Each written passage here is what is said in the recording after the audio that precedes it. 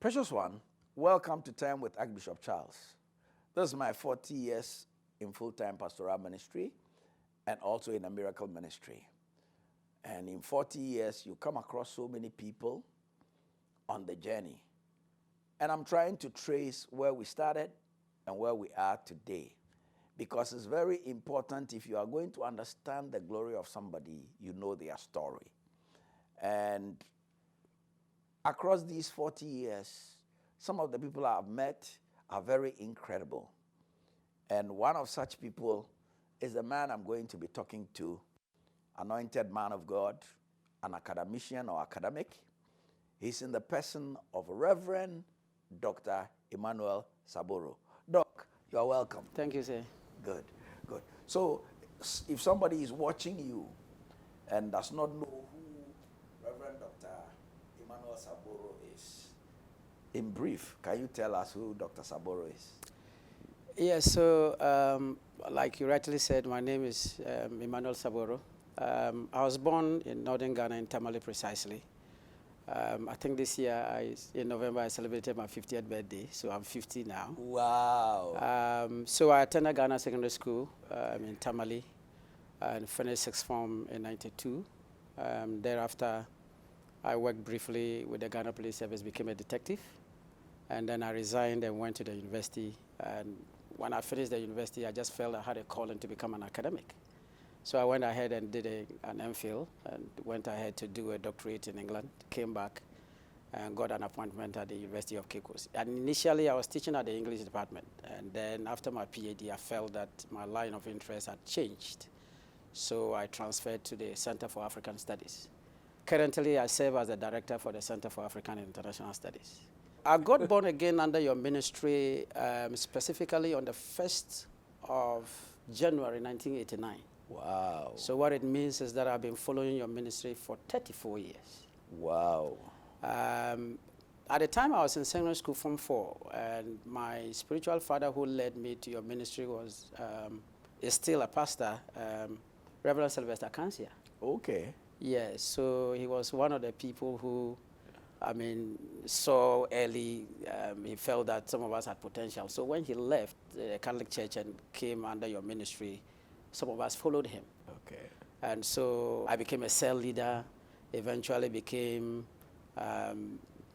one of the area leaders for the cell groups in the Gumbini area where we were living.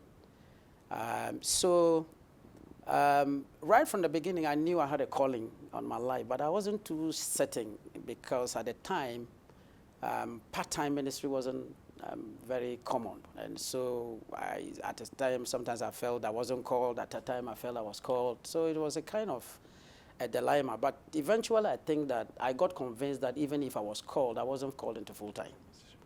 And so I was determined that I was going to pursue whatever career that God was leading me into. So eventually, when I got into the academy, I felt that indeed it was still possible to be called and still do secular work and secular career. And so when I got into lecturing, I felt that it was something that I could do alongside. So I think my first ministry experience was in Mankesim. I didn't start the Mankesim church. Some other pastors had come and left. And at the time when they were leaving, there was this dilemma as to whether they were bringing a full-time pastor or that somebody was going to take over the church. And I think one of the earlier things that some of my colleague pastors felt that, no, you can't be called and still have the desire to do secular work. And so I just wanted to prove, I just wanted to see if actually God had called me. So I think that then Bishop Frimpong was our administrative bishop. So I called him and I said, Bishop, can you let me try and take over the church rather than bringing somebody from Accra? And so they said, oh, why not? So I became the presiding elder, kind of, because I needed to prove, consistent with the Perez tradition. When you become a pastor or you have a desire to become a pastor, first of all, you should prove that somehow God has called you. And so that is how come I started pastoring Mankesim. At the time, we were in a classroom, I remember, about 9 members taking over. And I was doing my master's at the time. I was teaching English literature in a secondary school. And then I was pastoring the church. I didn't have a car, so I had to go every day from Mankisim to Cape Coast to attend lectures, to go and teach, and come back. And then I took the church, and within a year we had bought land. And so we moved, and then I wouldn't say it was a church we built, but it was a kind of structure because we wanted to move away from the classroom setting. Because I felt that if I was pastoring a church in that community where I had stayed and worked, I needed to have something to prove that God had called me. And so it was for me, the Mankisim experience was my life because I had to prove something. And so when I was doing all nines, I had a prayer team, and I didn't have any background pastoral training, but some of the books you had written and some other books we were reading and learning a little bit about ministry. That is how come the ministry grew to. I think by the time I was leaving Mankisim, the church had grown to over 70 adults. And then we had a church structure, we had a small office. I would go to the office, and I was beginning to become like a pastor. And the good thing about it is that it gave me a lot of experience about what I was to expect later. And so from Mankisim, then when I had the appointment to become a lecturer, I had to transition and move to Cape Coast. And so we had to begin to think about who was going to take over the church. And then leadership decided somebody was going to take over the church. So I got to Cape Coast, and after a year, I had a scholarship to go to England to do the PhD. And I returned. And when I got back, Cape Coast, we already had a church. And so I felt that, well, why don't I try to start another church? And so I started another church in Cape Coast. Mm-hmm. And this time, my thinking was that everybody is called to a certain class of people. So if I was an academic, was it possible that people within my university setting would follow me? So I remember the church I started in Cape Coast, for example. I became campus church, pastor for the Perez Chapel. So, and I realized that most of our students who were finishing and were doing national service in Cape Coast had outgrown the campus church. And so therefore they were the right material to start a church with. So some of them had now become teaching assistants in some of the departments. So I think about 4 of such young guys, I started a church with them. And then gradually, we have a second branch of Perez Chapel, which we named Wisdom Gate. Now my academic work, because of research and conferences and the fact that I'm director now, doesn't give me a lot of time to do ministry. So I have a resident pastor who assists. So anytime I'm in town, I go around, and that is where my family worships. So that is the little ministry thing that I have been trying to do. But now I do more academic stuff because of the kind of work that I've gotten myself involved. And so. Good. So you you joined this ministry in Tamale. Yes. Then Word Miracle. Yes. And can you tell us about some of those early days in Tamale? I think that one of the things that attracted us, particularly young people, to follow you was that we saw a young man who was very focused on what he was doing. And for most of us, that was the first time we were seeing the charismatic movement, because we had all come from some kinds of Orthodox background. I was a mass server in a Roman Catholic church, and my ambition was to become a priest. So all along, I don't know whether to call it, that ministry thing was already there. And so here comes a young man who was very meticulous and very detailed in what he was doing. And so we felt quite attracted to what you were doing. And I remember in the days, you were one of the few people who did not speak against secular education. And for those of us who felt that somehow, it was too young to see God was leading us in a certain direction. But we also felt that you were encouraging people to develop themselves and to learn. And so you were not just doing the spiritual ministry, but you were also contributing to shaping our intellectual outlook. It was too early in the days to think that we were becoming intellectual. But this was a church where we felt that you were just not preaching the raw gospel. We had evidence to prove that God was at work with somebody. So I remember, those days from Ghana School, I used to walk to Zegoli to come and attend all nights in the classroom and walk back. Zegoli, that was quite a distance. Mm-hmm. But there was something that we knew that if we had followed and were consistent, certainly we're going somewhere. Although we didn't know where we're going, but we certainly knew that per the kind of vision you articulated and the way you were serious, you were a young guy, young man, and you were quite serious and focused about what you were doing. And as for me, as a young person, I thought that was where the connection began. And the fact that you have also been very consistent. We hadn't seen those kinds of moves and consistency in a very long time because we're coming from traditions that did not believe in a lot of things. We saw the Holy Spirit at work. We saw miracles. We saw the deaf eyes open, the deaf ears open, the blind see. These were practical realities that we could connect to. And for those of us who were desiring things like that, we felt that you were somebody to follow. You know, so those were some of the things I remember in the days. And we were doing retreats with us, family leaders, and although we're not pastors in the traditional sense, but we had opportunity to attend some of those places and to do ministry. You know, and so I remember the tradition of wearing tie began from those early trainings. I remember Reverend Abbey, if you went to a leaders meeting and you didn't wear tie, you have to go back. So if you have looked at me, I've been very consistent in my tie wearing. And I think that I picked it from those earlier trainings as a cell leader and all of that. And we were just passionate about what we were doing. I didn't know that eventually probably I'll go into ministry. But I think that those early trainings were very useful. I remember one time I came to your house when you were at Agric. And there was a book you gave me on by Idahosa. Okay. Fire in His Bones. Okay. And that was the first time I had heard of the Idahosa, although you've been talking about the Idahosa connection, Bible school you had gone. And that was some of the early, from then I had other books from your library I was reading. And for those of us who had access like that, we felt it was important to not to take that kind of access for granted. Because my house was open to the church then. You know. I mean, that was, it was the early days of the church. Right. And in fact, we were having all nights in my house, every day. I used to be part of those all nights. You know. And so my house was an open house. With time, you know, as you grow, you can't keep doing that. Right. That's right. You know. But those were the early days. Yes. And I think I also remember that one of the things that you and Mama did was to allow us to grow. I guess there are a lot of leaders today who are very judgmental about young people. We were so young. I think I was then 17, 18. And I remember one time, one evening service, I had gone to do a certain haircut. You know, we call it a half bow. Okay. And I came to this evening service, and Mama Vivi was standing somewhere and said, but what haircut has Iman done like this?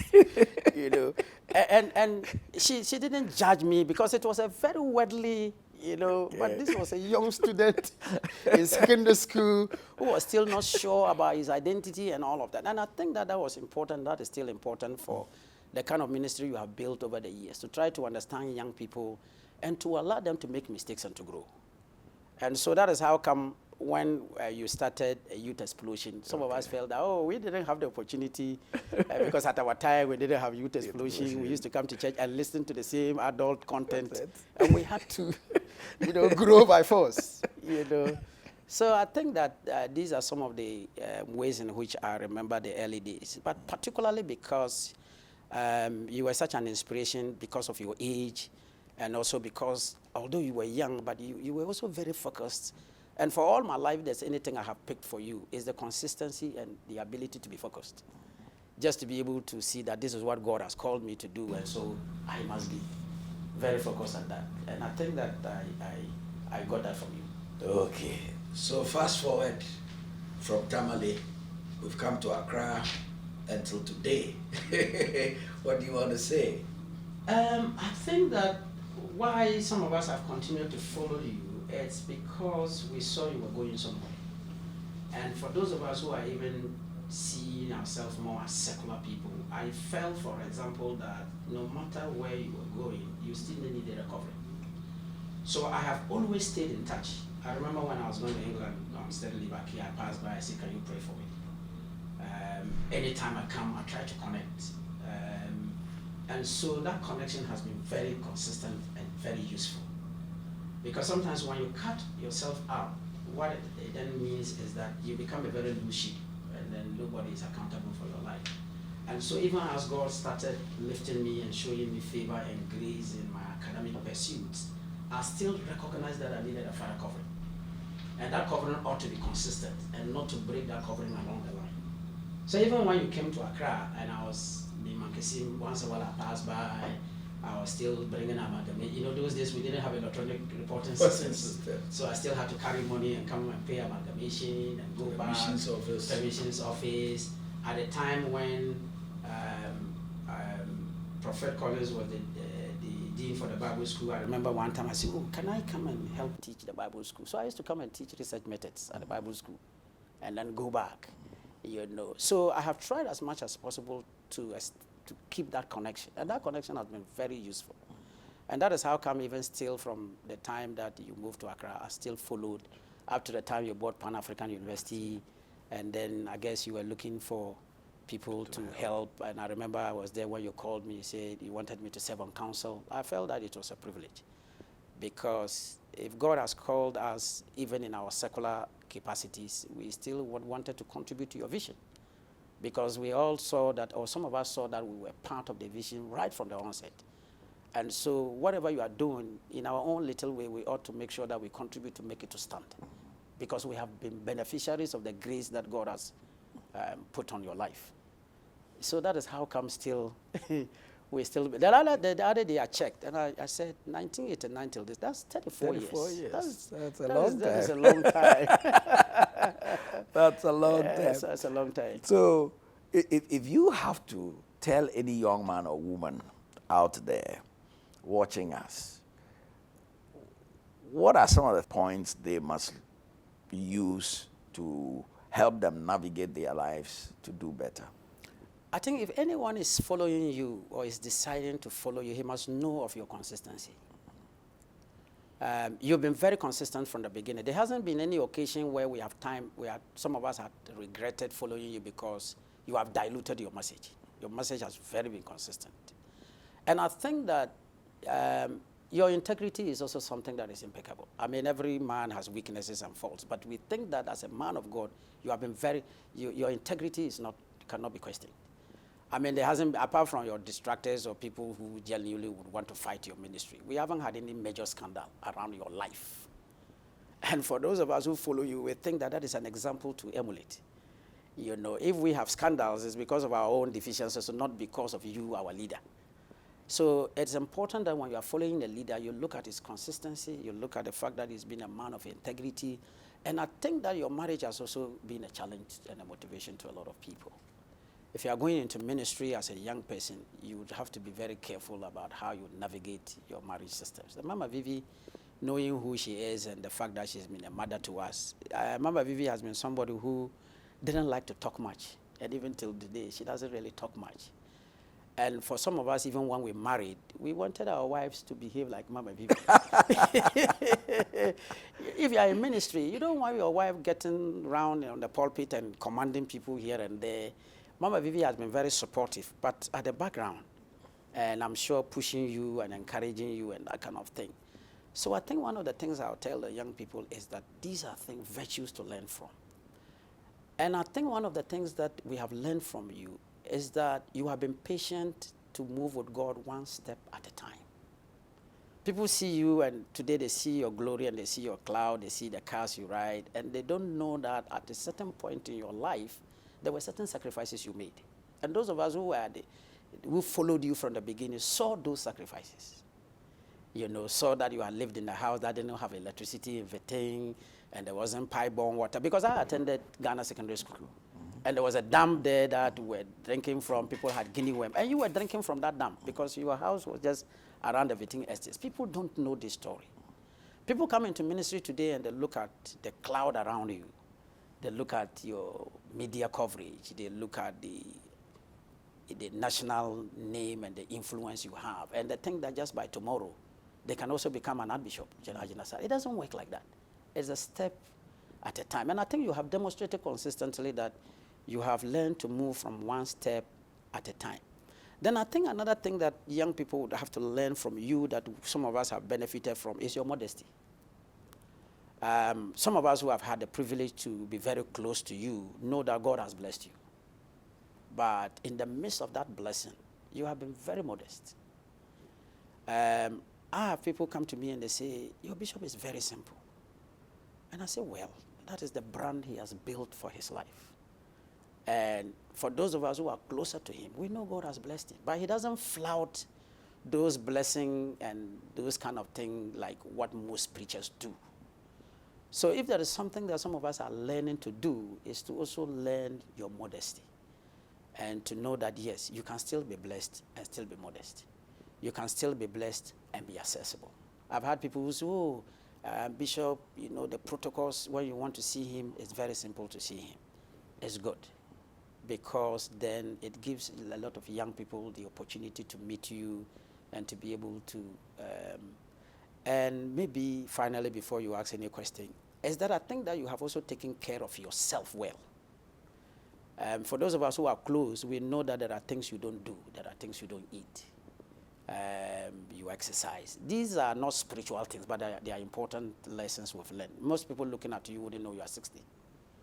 And I think that is something that most people do not know, and if they don't know, they ought to learn. That you take good care of yourself, you take good care of your body, and you are very particular about your persona and how that reflects the things of God. You are just not a preacher of the gospel, but you are also a statesman that a lot of people in the nation respect.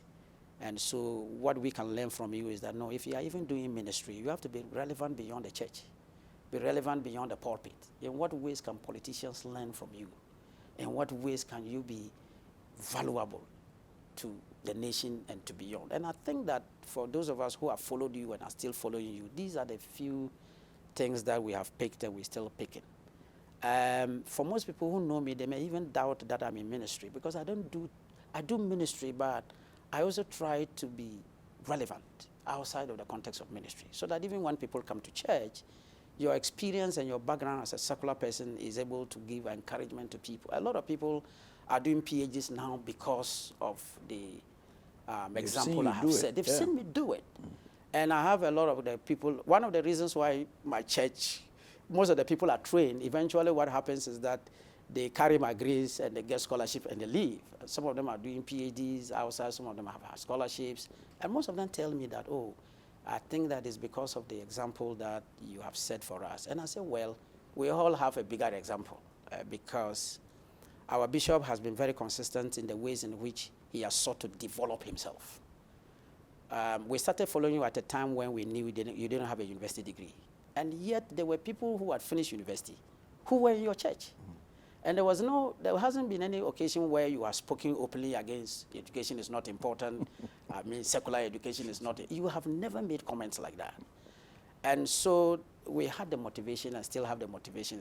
Look, this is somebody who traditionally didn't have a university degree when he came into ministry. But over the years, he's developed himself to the extent now where now he has a PhD that he's earned, not just conferred.